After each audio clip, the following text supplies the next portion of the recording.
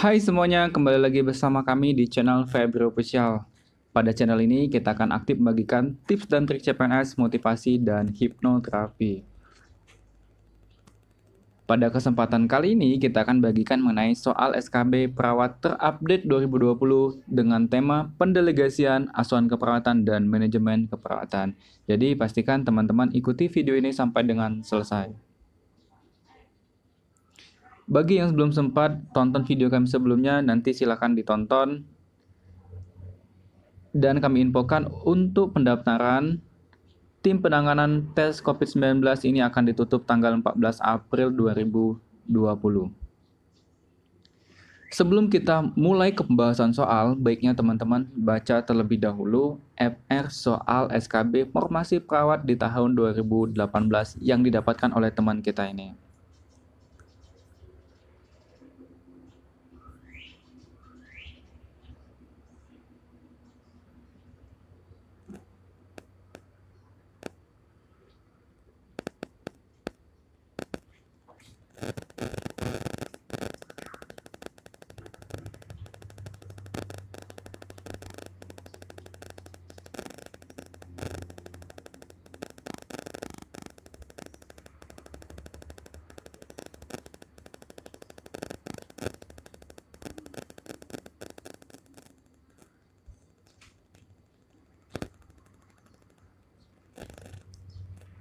Nah, selanjutnya kita akan masuk ke contoh soal dan pembahasan dengan tema yang sudah kami sebutkan di depan tadi. Nah, sebagian soal yang disebutkan di dalam FR sudah kami juga buatkan di video channel YouTube ini. Jadi nanti teman-teman bisa cek juga untuk menambah referensi teman-teman dalam belajar.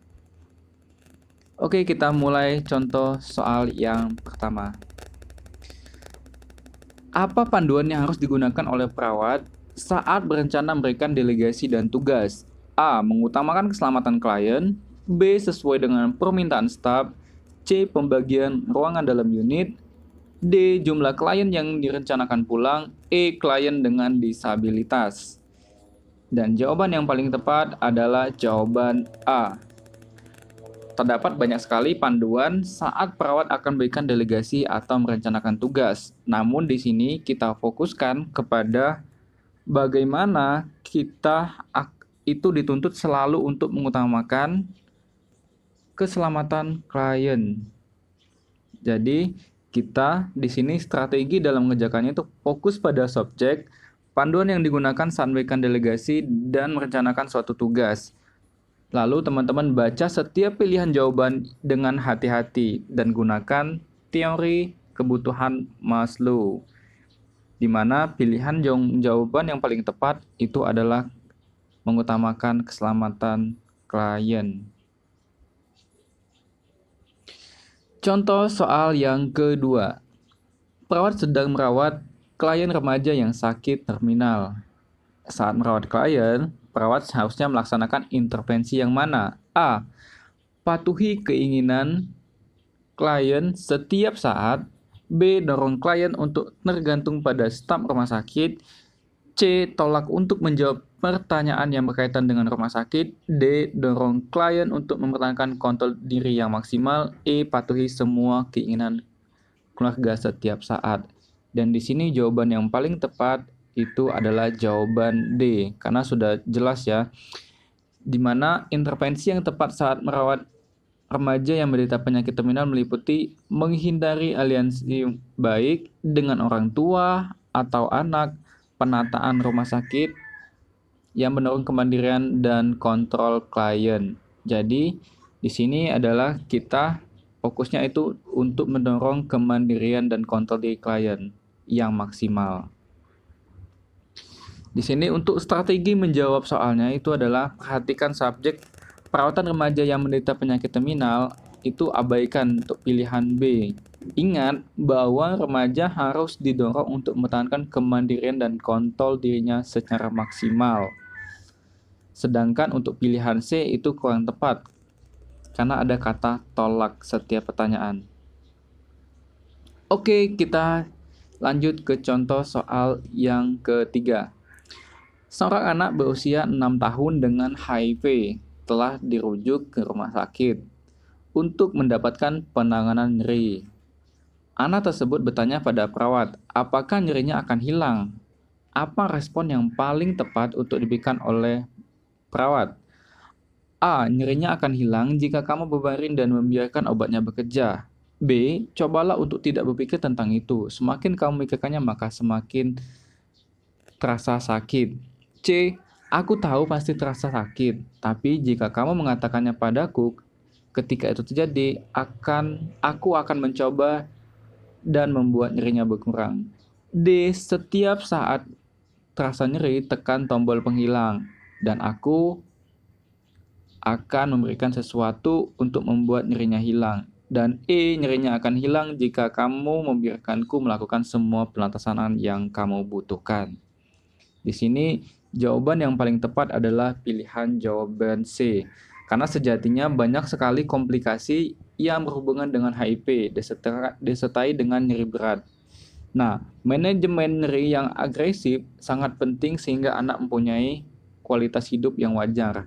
Perawat harus memberitahukan adanya nyeri pada anak dan membiarkan anak untuk mengetahui segala hal yang akan dilakukan untuk mengurangi nyeri. Di sini pilihan jawaban yang paling tepat adalah pilihan jawaban C ya. Di mana pilihan jawabannya itu adalah aku tahu pasti terasa sakit, tapi jika kamu mengatakan padaku ketika itu terjadi, aku akan mencoba dan membuat nyerinya berkurang.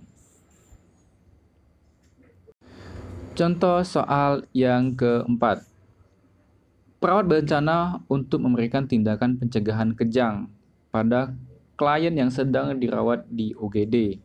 Manakah langkah yang harus dicantumkan perawat pada perencanaan untuk memastikan keamanan klien? A. Menempatkan tempat tidur dalam posisi yang tinggi. B. Meletakkan spatula lidah di tempat tidur bagian atas. C. Meletakkan oksigen dan peralatan suction di samping tempat tidur. D. Meletakkan air minum di dekat klien. E. Melepaskan akses intravena dan selang infus. Dan di sini jawaban yang paling tepat itu adalah jawaban C. Rasionalnya adalah tindakan pencegahan kejang dapat bervariasi, tetapi umumnya memiliki keamanan. Pada umumnya, alat bantu nafas, oksigen, dan alat suction tetap tersedia di samping tempat tidur klien. Jadi, sudah jelas ya, C ya. Nah, untuk tindakan menekan lidah dengan spatula saat terjadi kejang, ini sering mencederai klien yang menggigit selama kejang. Resikonya meliputi menghalangi jalan napas jika penempatannya tidak tepat, gigi klien pecah, dan resiko berikutnya aspirasi fragmen gigi. Jika klien memiliki aura sebelum kejang, hal ini memungkinkan perawat memiliki cukup waktu untuk menempatkan oropharyngeal tube sebelum terjadi kejang. Soal yang kelima. Perawat sedang merawat klien dengan kanker terminal yang sudah dekat dengan kematian. Saat menyusun rencana perawatan, intervensi manakah yang dipilih perawat sebagai prioritas? A. Tetap mempertahankan klien dalam kondisi sedasi sehingga tidak sadar dengan apa yang sebenarnya terjadi. B. Pastikan bahwa keluarga memiliki privasi dan mendapatkan informasi tentang apa yang terjadi sepanjang waktu. C. Pertahankan kehormatan dan harga diri klien buat senyaman mungkin. D. Kelola resep dari tenaga kesehatan dengan baik sehingga semua peralatan yang diberikan resep dilakukan tepat waktu. E. Pastikan keluarga telah menyelesaikan administrasi di rumah sakit. Dan di sini jawaban yang paling tepat adalah jawaban C. Rasionalnya, perawat perlu fokus pada kebutuhan klien, menjaga klien tetap nyaman dan mempertahankan kehormatan dan harga diri klien. Meskipun perawat perlu mengontrol nyeri yang dirasakan, tetapi tidak perlu melakukan sedasi klien secara terus-menerus. Bisa berinteraksi dengan sehingga klien tidak sadar dengan apa yang sedang terjadi. Jadi, jawaban yang paling tepat itu adalah jawaban C.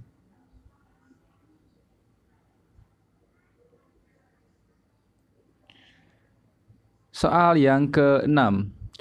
Perawat manajer melakukan rapat pertamanya. Ia menyapa staf dan menyampaikan bahwa ia ditunjuk untuk meningkatkan mutu. Manajer menunjukkan rencana yang ia buat dan menyusun daftar tugas dan aktivitas mana tiap staf harus melaksanakannya. Sebagai tambahan, ia meminta seluruh staf untuk melaporkan adanya masalah secara langsung. Apa tipe kepemimpinan dan pendekatan yang dilakukan oleh perawat manajer tersebut? A. Autokratik, B. Situasional, C. Demokratis, D. Laissez-faire, E. Kombinasi autokratik dan demokratik. Dan jawaban yang paling tepat itu adalah pilihan jawaban A. Rasional adalah seorang pemimpin autokratik mengontrol dengan kuat dan membuat keputusan dan menyelesaikan semua masalah. Semua autokrat cenderung mendominasi dalam kelompok dan memerintah daripada mencari saran atau masukan. Pada situasi ini, manajer menyampaikan masalah yakni peningkatan kualitas pada staf, merancang rencana tanpa masukan dan meminta setiap masalah dilaporkan pada dia secara langsung. Jadi benar ya teman-teman, jawabannya adalah A. Contoh soal yang selanjutnya. Perawat komunitas mengunjungi klien yang sekarat karena kanker ovarium. Selama kunjungan klien mengatakan jika saya bisa hidup lebih lama untuk merayakan ulang tahun anak perempuan saya yang ke-16, maka saya akan siap mati untuk setelahnya. Manakah fase coping yang dialami oleh klien? A. Marah, B. Menyangkal, C. Bergaining atau tawar-menawar, D. Depresi, E. Menerima. Di sini jawaban yang paling tepat itu adalah pilihan jawaban C. Rasionalnya, menyangkal, tawar-menawar, marah, depresi, dan menerima merupakan tahapan yang dialami klien dengan penyakit mengancam jiwa. Tawar-menawar diidentifikasi sebagai perilaku di mana individu bersedia melakukan apa saja untuk menghindari kehilangan atau mengubah prognosis atau nasib. Soal yang selanjutnya.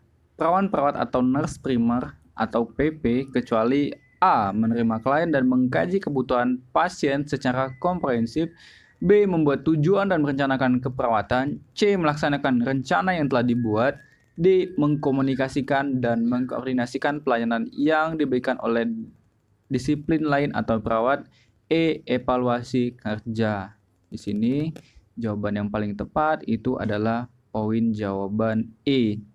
Karena untuk poin E, yakni evaluasi kerja, ini adalah tugas dari kepala ruangan, bukan tugas nurse primer. Soal selanjutnya, di bawah ini yang bukan merupakan peran kepala ruangan adalah A. Sebagai konsultan dan pengendali mutu perawat primer, B. Mengorientasi dan merencanakan karyawan baru, C. Menyusun jadwal dinas dan memberikan penugasan kepada PP, D. Menerima dan menyesuaikan askep, E. Merencanakan atau menyelenggarakan pengembangan staf. Di sini jawaban yang paling tepat itu adalah yang bukan. Itu adalah di sini menerima dan menyesuaikan askep. Karena menerima dan menyesuaikan askep itu adalah tugas dari peran perawat nurse primer. Jadi jawaban yang paling tepat itu adalah jawaban D.